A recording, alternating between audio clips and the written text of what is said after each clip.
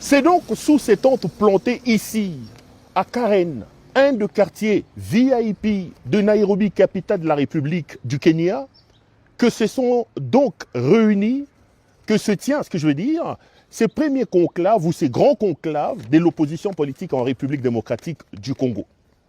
Les opposants venus de partout à travers le monde, que ce soit en Europe, les États-Unis, le Canada, etc., ou même certains qui sont réfugiés ici dans des pays africains, ont donc répondu présent à cet appel de l'opposition politique en République démocratique du Congo.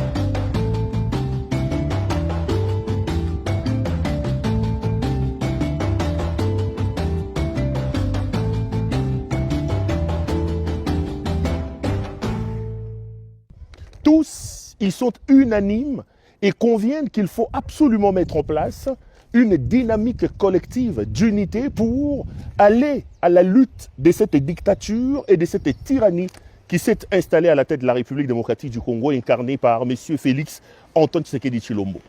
Pour ces assises de 2 jours, plusieurs thèmes seront donc abordés.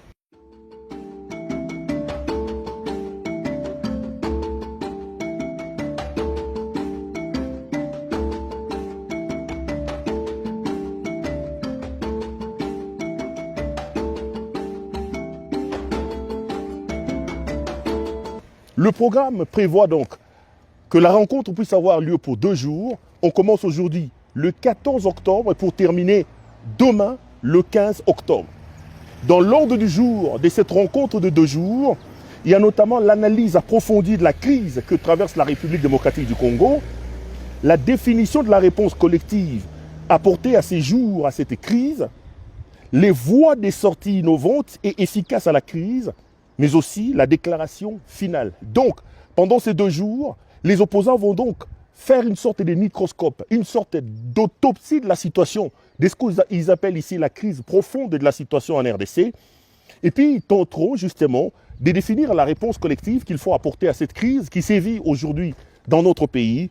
Enfin, au niveau de 3e point, ils vont aborder la question de voies des sorties. Une chose est d'analyser, une chose est de faire le scan en profondeur de la situation, mais une autre est également d'apporter des voies, des solutions pour sortir. Ce n'est pas venir assister, c'est venir participer à la grande rencontre de l'opposition que nous estimons qu'il est grand temps que l'opposition puisse se réunir pour avoir un leitmotiv commun. Et avec cette annonce, avec cette invitation, avec cette participation du président Joseph Kabila, président honoraire, il était tout à fait normal que nous soyons là pour parler du pays. On va tout d'abord parler de la situation chaotique du pays, de la situation sécuritaire du pays. Et tout cela, et par où ça peut nous amener. Et il est grand temps que l'opposition, nous puissions nous réunir pour que nous puissions forger les bases solides. Une rencontre sans Katumbi, sans Fayoulou, sans Sessanga, sans ceci, sans cela. On parle déjà d'un échec. Vous n'avez pas réussi à avoir tous ces gros poids lourds-là de l'opposition. Est-ce qu'on peut parler aujourd'hui de l'unité de l'opposition sans les Katumbi, sans les Fayoulou et tous ces mondes-là? Vous savez, pour quelqu'un comme moi qui a déjà bourlingué dans l'opposition, ça ne m'étonne pas. Quand nous avons fait les forces acquises au changement avec le président Etienne Tshisekedi, est-ce que certains partis politiques étaient là? Quand nous sommes arrivés à l'invitation du président Moïse Katumbi et du président Etienne Tshisekedi à Genval, est-ce que tout le monde était là? Le MLC était là, l'UNC était là, les gens Lucien Boussa, ils étaient là. Il y avait beaucoup de gens qui n'ont pas boycotté, mais qui n'ont pas voulu venir. Mais en ce qui concerne d'autres, peut-être qu'ils avaient déjà leur agenda calé. Mais pour certains aussi, ils ont des problèmes de passeport. Tel que Jean-Marc Kabound, on n'a pas renouvelé son passeport. Il y a d'autres qui devaient venir, mais malheureusement, ils ont des problèmes de passeport. Donc à partir de ce moment, non, l'essentiel est que la porte est ouverte. C'est qui parle de l'échec, c'est qui parle des morts-nés à cause de ces absences. Par rapport à quoi? Par rapport à ces absences-là, ils ont tort. Non. L'opposition a toujours été multiforme. Je l'ai déjà dit. Quand le président Faïlou est allé voir M. Chilombo, il était avec la Mouka, non?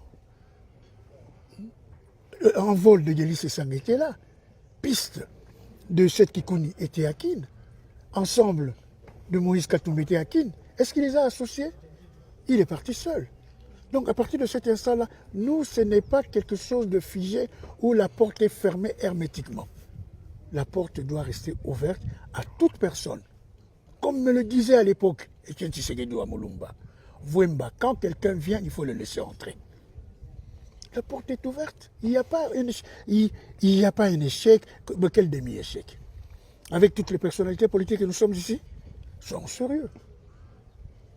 Après, vous allez condamner le Rwanda et les M23. Quand Jean-Claude Vouemba avait demandé qu'on puisse ériger un mur de 10 mètres et de faire des lacs de 7 mètres avec des caïmans, des crocodiles et tout, est-ce que quelqu'un me l'avait demandé? Vous n'êtes pas à la solde du Rwanda, parce que c'est comme ça qu'on vous présente aujourd'hui. Hein. Quand Jean-Claude Vouemba condamnait à Béni, à Boutemo, à l'époque, quelqu'un l'avait demandé? Quand Jean-Claude Vouemba sortit un tweet il n'y a pas longtemps, il ne faudrait pas, comme disait le général de Gaulle, que quelqu'un puisse vous dire ou, criez-en. Mais bon, parlons de M. Chilombo. Il a dit qu'il ne négocierait avec personne, à moins qu'on vienne le dégommer ou le tuer. Ce sont ses propos de Bruxelles, il y a à peine 5 jours. Mais aujourd'hui, ils sont à Doha avec qui? Aujourd'hui, ils sont à Doha avec l'M23, non? Il ne faudrait pas commencer à venir mentir le peuple congolais ainsi. Nous tous, nous voulons la paix. Je vous ai toujours dit, je suis le dernier fils politique que le maréchal Mobutu formé. Je suis quelqu'un qui n'acceptera jamais la balkanisation du pays. Ça, il faudrait que les gens le sachent. Là où nous sommes, je ne vois personne qui souhaite la balkanisation du pays. Surtout pas moi, Jean-Claude Vouemba. La déclaration se terminera à coup sûr demain par une déclaration finale. Je voudrais ici d'ailleurs profiter de l'occasion pour vous donner de manière détaillée le programme. Donc aujourd'hui, le 14, les travaux ont été lancés. Il y a eu d'abord la mise en place et l'installation des délégués, l'ouverture officielle des travaux, l'allocution des bienvenus du président des séances. Il y a eu une lecture et adoption de l'ordre du jour, examen des points inscrits à l'ordre du jour, et puis après ils sont allés en pause.